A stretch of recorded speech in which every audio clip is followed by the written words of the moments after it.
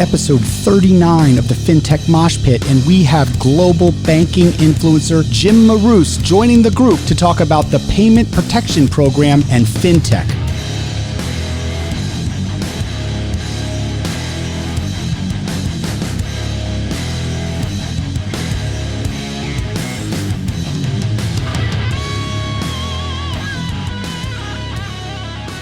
It's important that we bring on our very dear friend. You know him well. Jim Marous, consistently rated as one of the top 5 most influential people in banking, co-publisher of the financial brand, owner and publisher of the Digital Banking Report. He's been featured on CNBC, CNN, Forbes, The Wall Street Journal, New York Times, anywhere you've ever seen anything. He's been featured there, including advisor to the White House on banking policy. Jim, thank you so much. What an honor to have you on the program today. We know you're busy.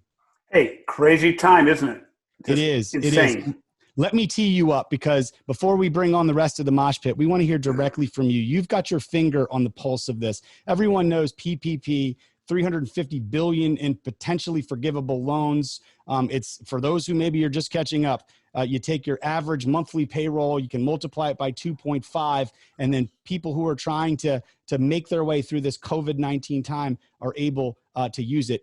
The bank volume's been off the charts. Went live Friday. Only 2 FIs, Bank of America and JP Morgan at the time, were able to accept applications. It's gone beyond that since then. But in that day, Bank of America saw $6 billion worth of applications in only a few hours. 20% of small businesses are expected potentially not to make it through this and fail because of the coronavirus.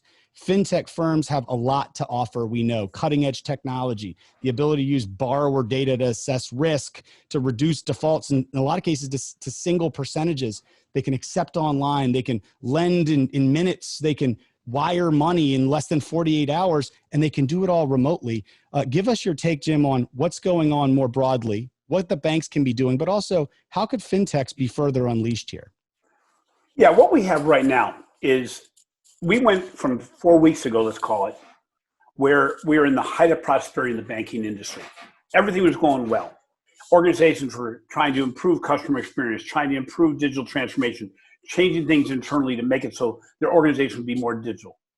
The big challenge is nobody was moving very fast. There was almost a willful blindness on behalf of most financial institutions. We're not talking about the biggest, and in some cases, we're not even talking about the smallest. We're talking about the massive mid-market financial institutions that overall were faking digital. Okay, I'll give you an example. Open a new account. We did research for the Digital Banking Report that showed that 70% of organizations said they had a digital new account opening process. 2 questions later, we said, does the customer have to go into the branch to finalize the process? 70% of those organizations said yes. So it really wasn't digital. We were faking digital. What has happened now, this has come to roost. I mean, 4 weeks ago, we went from banking as usual to, hunkered at home, where only way you could do banking was digital. So what has happened is there's some organizations that can no longer open accounts. There's a lot of organizations, to your point about the small business loans, that really were not at all prepared to provide small business loans digitally. You mentioned Bank of America, you mentioned Wells Fargo and Chase. Wells Fargo, they were also generating a lot of loans. They got shut down because of a limit the government's put on them on lending, but I think that's going to be opened up. What we found, though, is that those organizations that said they were digital but did not have the capability to shift, to adjust, to pivot in a digital environment were not at all prepared for what was going to happen. And they're now, in many cases, blaming the government for not giving them enough information, enough time, whatever it may be. But my question always is, if it was the government's fault, why is it that many organizations have found a way to do it? Everything from Edmonds Bank in Oklahoma, a 2-branch, I think it's around $10, $12 billion bank, Jill Castilla, she not only put this program in place by working until 3 o'clock in the morning, but it didn't take much longer than that because they were already digital. But she also is the first in the country to offer the consumer the amount of money that the government's going to give them in advance, willing to overdraw her customers' accounts in order to give those people their money early. What's that going to do to the customer experience overall? those organizations that are not ready to serve the small business, not ready to serve the consumer, who are going to stumble along the way of digitalization of the mechanism, are going to have a very difficult time. And consumers during this period of a lot of stress already, they're not going to forget the fact that their financial institution that was more than willing to take their deposits wasn't there when they really needed them. You know, I was talking to the Carolina Fintech organization a year and a half ago, and I said, all consumers want is for the financial institution to know them, look out for them, and reward them. And reward them may just be treat me like a human, treat me like a customer who's been there for a while. Well, it's really difficult. Now, what role can fintechs play? Number one, fintechs are already playing a role. I'm going to use an example of MX out of Utah. They have they built a small business loan, PPP loan, digital process that banks can take advantage of today and move their process from 30 minutes to 3 minutes. Okay, so they've made the application process super easy. They've done what financial institutions haven't been able to put in place. So what we're seeing is the opening of partnerships and collaboration between regular banks and fintechs. Overall, in the digital world right now, what we're seeing is we're having a situation where organizations that were not ready are now saying, the things I put on hold, the things that I put on priority list but never move forward, I've talked to a number of organizations that said, those are all off hold. Organizations are put on the clock. So what do you think when you think about these collaborations we're seeing, when you think about the ability for these fintechs to step up? You mentioned the examples you're seeing. You've also mentioned the examples. And I guess, I mean, when you think about it, it's not really the bank's fault per se in these current times. It's a legacy kind of history that's followed along that now a floodlight is being shined on. So we know what's going on, and these volumes are now kind of exposing some weaknesses that we need to fix. What do you think? Talk for 1 second to the people inside those banks right now, particularly those making big technology decisions. What is it now when we're essentially building that same plane we're flying that they can be doing to circle the wagons and get things done quickly? Well, it's interesting. I think during this time of stress, time of health crisis, financial crisis, banking crisis, digital transformation crisis, is the best opportunity financial institutions have ever had and individuals have ever had to move forward. It's during the time when some of the systems are shut down, when you're working out of home. And the reality is we're now into our second and third week, it depends on where in the country you are, of being hunkered down. So the daily processes of dealing with family and friends and who you're talking to, who you are, where the kids are going to be, what they're going to be doing, all those things. First week, we'd have these Zoom meetings and all of a sudden someone would fade out and you'd have one of my people in the meeting said, Susie, get off the streaming video. And because that was impacting the ability to do business at home. But what we're seeing is now's the greatest opportunity to innovate, to change, to grow, to learn that we've ever had.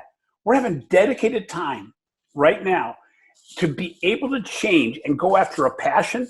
It maybe is a personal passion, or it may be an initiative that you've never quite got moving in your organization. And we talked about this yesterday, there's never been a better time to pivot and to do something different. My son's in sports, and he kept on saying, it's during the off season that I can improve upon the people I compete against. It's not during the season. During the season, we're moving at the same pace. We're improving, but we're going at the same pace. It's in the off season when everybody else is sitting back, enjoying whatever's going on, or scared to death and just not moving at all because of being maybe, pretty much fractured and not being able to look forward. It's those people that have the mind toward innovation, toward moving forward on an initiative that may have been, as I said, lower the priority scale and doing something about it. I love that analogy. It's the off season, it's practice that's there, but at certain times during the game, you have to make adjustments too. And so a lot of these folks who maybe didn't have the right off season, schedule in place now have to make game time adjustments and decisions. Love that analogy. And if I've heard you correctly over this couple minutes that we've just spent together, there's two big factors that they need to be thinking about. One is now's the time to innovate, be nimble, try things that maybe you wouldn't have before because they're needed.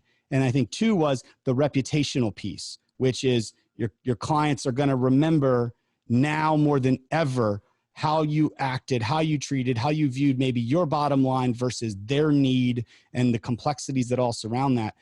Is that what I'm hearing from you? And if it is, what are the ramifications long-term for people who don't rise to both of those challenges? Well, first off, you're exactly right. That now's the time to do this because, not just because other people aren't doing it, but because in the reality is, if we want to move ourselves forward, if we want to move our companies forward, we know what's needed. All of our research for the digital banking report shows that organizations know what they need to do. They even knew how to do it. The reason they didn't do it was until 4 weeks ago, we were sitting in the lap of massive prosperity. There was nothing broken. It's like going to the doctor and your doctor over and over and over again says, you got to lose weight. You got to change reading habits, everything else. And then you go to the doctor goes, you got your stress test back. You're about to die. Guess what? You make a change to your diet. You make a change to your exercise routine. You make a change to everything else. We're in a way in that realm right now. And the problem is the stress level is not going to necessarily go down just when we go back to whatever the new normal is. So the consumer, the small business, everyone who you've impacted during this time, as opposed to times when everything went back to normal, this is not going to go back to normal. We're going to remember how we were treated by those that we needed the most. I mean, most consumers, they don't need anything more than to make it past the next paycheck, because the research showed most consumers only have $450 in their savings account, maybe enough for one extra mortgage payment. On a small business side, most don't have any lending capabilities. They're tapping out their credit card right now, their personal credit card right now. They're trying to see, do I keep the employees I have on tap? What can banks do beyond loaning? How about giving the local people that are doing, that know how to do programming, that know digital, that can build websites, that can help on digital marketing? How about giving them grants and having those grants be contingent on them helping other small businesses do something they have no idea about? I mean, how much does the bakery, the florist, the restaurant know about digital cashiering? How much do these people know about building a website, building an e-commerce site? Let's bring these groups together. Let's bring these small businesses that are, in many cases, sole proprietorships, giga group that are consultants out of their house. Let's give them grants to make other small businesses better. The trickle-down effect will be massive. And you may not be able to give them a loan. You may not be in a position to give them a loan. But really, that may not be the need for survival, because the reality is, in my case, a loan just prolongs the inevitable. I may not have the money to pay back. But if you make me a better businessman, if you teach me more about accounting, if you teach me more about what the government's going to want going forward, how to balance my budget, how to set up books, all these things that a lot of small businesses don't do, but banks have the capability themselves to do, and they have clients that do this for a living, doesn't this make the whole environment, the whole ecosystem stronger? These are, I love some of these points, and they're things that I'm not necessarily hearing around the clock. Let's bring in the rest of the mosh pit right now. I want to hear these guys.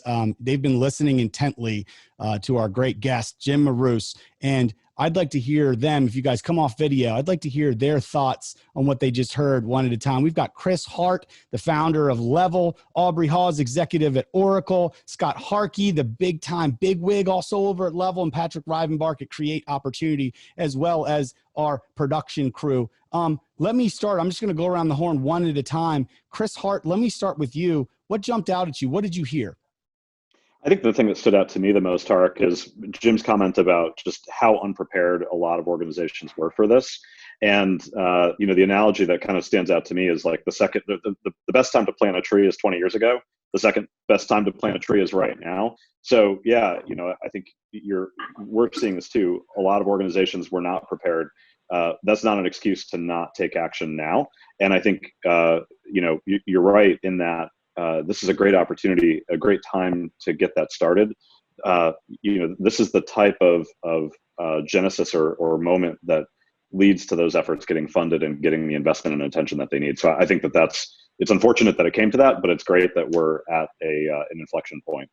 Well, you know what? A good example too, Alibaba was established during the SARS epidemic back in the early 2000s. So the reality is it's out of these times of crisis that the greatest innovations come. Yeah, and I think the just to piggyback on that, there's absolutely innovation that can happen within banks, but at the same time, I think this is a moment for fintechs to shine even more than they have. Absolutely. Aubrey, what is it? What is your perspective? What are the old people thinking about all of this situation? What did you hear from Jim that resonated with you? Hey, Jim, thank you for joining us. I'll say this. I loved your comment around fake digital. It's nice to hear fake be used in a more enlightening view, which I think is a little more accurate than the way it gets thrown around a lot by politicians. So I agree with that fake digital. Well, let me tell you, I remember back in 1918 when the Spanish flu epidemic went around, and so this is exactly the same thing that happened. No, you know what's interesting, I think when you hear what Jim had to say, and you hear what Chris had to say, I think that there is this opportunity, and you see this huge exposure. One of the things that I see kind of as an output of this is I think it's going to drive more consolidation, which I know that's Scott Harkey's favorite topic, to hear about more mergers and acquisitions. But I think that is going to be the other thing that's going to happen when you start to hear about Cabbage laying off so many employees. What I keep waiting for is someone to kind of swoop in and buy them, whether that's a bank, whether that's someone else that wants to go back and drive consolidation. And I think what we're going to see have happen, very much like what you see with Alibaba, Jim, is the bigger going to get bigger, in my view of this. That's traditionally, they're the ones that are going to have the cash on their balance sheet and can go back and drive that. So my view is, if you want to look at the old man, is you have these ways, and it creates an opportunity for people with cash to grab capabilities and scale. Jim, do you? Well, you know what? We've already seen, though, right before the whole epidemic started, we saw a lot of really interesting combinations taking place. Well, some of those came about, I think, because some of the fintechs were going, the funding isn't as easy to come by. I got to start making money. And I think this is where you're going to see it. And it may not all be acquisitions. It just may be good, solid partnering. And, you have a brand new organization being developed in Charlotte that is talking all about digital. And the thing that made it humorous to me, and I like Truist, I like Sunbank, I like BB&T. The reality was they said, we're going to be doing some back office transformation. It's going to take about 24 months. The reality is that's old style thinking. I'm not giving anything bad to them, but we're going to have to rethink how we look at banking, because banking had a pace to it. Digital has another pace altogether, and we're going to see the fintechs setting the tone for how fast that transformation can happen. And I think we're seeing a lot of that, again, with all of our banks across the Charlotte ecosystem and the Carolina ecosystem. I think they are looking and scrambling and doing things in ways already that we haven't seen before. Now, is the pace where it needs to be? Probably not, but I see a different level of urgency and a different appetite for change. Scott Harkey, let me jump over to you. Like Aubrey said, you love it when the big guys gobble up all the little innovators. And what do you think about what you heard from Jim as well as that angle? Yeah, I think on that one, I completely agree that, the companies that have the most opportunity right now are the ones that have money. And when you look at the big tech companies, they all have piles of cash sitting around. And if you're ever going to use it to build out scale, or to go on a purchasing spree, or to buy some capability you didn't have before, now is certainly the time, I think, when some of that will play out. So I think there's a entry point, or potential entry point, for some of those large tech firms to get further into financial services, purely from the market is in the financial services kind of ecosystem is in disarray. Banks are having to do things in ways they aren't comfortable doing, or maybe they were going to do a year from now or 2 years from now. They're suddenly having to figure out how to do today. And while some of them are well positioned for that, I think there's quite a few that aren't as well positioned. And I think that creates opportunity, right? And so there will fintechs that will come in and attack from that angle, like they have been. But I also think it gives the entry point to these big tech players that have plenty of cash sitting around to kind of really go at it. So I think that's one of the big things. I think building off of that, the other piece of that is just even within the banks and other kind of traditional players, the acceleration of things they were already planning to do. A lot of digital transformation has been talked about so much that it's not even about like, well, what do we do? It's just more about timing and prioritization. And I think forcing banks and others to act more digital, even in a really kind of messy way sometimes right now, shows them why it's so important to make that a core of how they operate. So, if it took me 6 months to build software before a year to build software, and suddenly I have to build something to stand up for a loan program and it has to be available in 3 days from when I got the requirements to when it needs to be live, that's a different way of doing things, right? And I think some of that, not only does it stick, but it also shows the banks like, hey, when we tell you that the banks that are really, have transformed their technology, can be more agile and how they do things, are going to be at an advantage. Well, like, surprise, they're at an advantage now. Like, this is exactly what we were talking about, right? So while obviously we don't want something like this to be the thing that drives it, I think there will continue to be things that happen in the world where the ability to respond quickly with technology becomes a core competency in a way it hasn't been before. I'm going to ask the whole team this. How does this position Marcus? Because Marcus had some really bold moves at the beginning of this year as far as where they were going to go. Does this almost make it possible for them to double down? They got the money and they have the desire and they know what they want to become. Is this something we have to look out for from a standpoint of really changing the banking ecosystem overall in the United States, at least? Yeah. So I think more the opportunity for Marcus is, I think no one's really figured out the code to crack, what is my primary checking account, or what is my primary transaction account? What are the services I need to deliver in a digital world so that I really can go back and take away market share from the existing players? And I wonder if with the balance sheet that Goldman has, can they go back and put that to work by acquiring capabilities, whether it's fintech players go cobble together something that or create something from scratch that allows them to get people to say, hey, I do want to move my primary relationship from bank X to Marcus. A 2 to 3% deposit account doesn't do any bad things for them either. All of a sudden when people are thinking now, they're rethinking their savings habits during this whole lull time. They don't have much to save, but the reality is people are thinking envelopes again, like our parents did for the Depression. They're rethinking opening new savings accounts. Well, guess where Marcus is positioned there? The primary account may not be the checking account, as you were, but a transactional savings account. Patrick, let's jump over to you real quick. What is your take on everything you heard, particularly on the fintech side as well, which, we've talked a lot about banks, rightly so, because they're front and center right now in the headlines. But what are your overall takes on what you heard Jim say, as well as the fintech piece?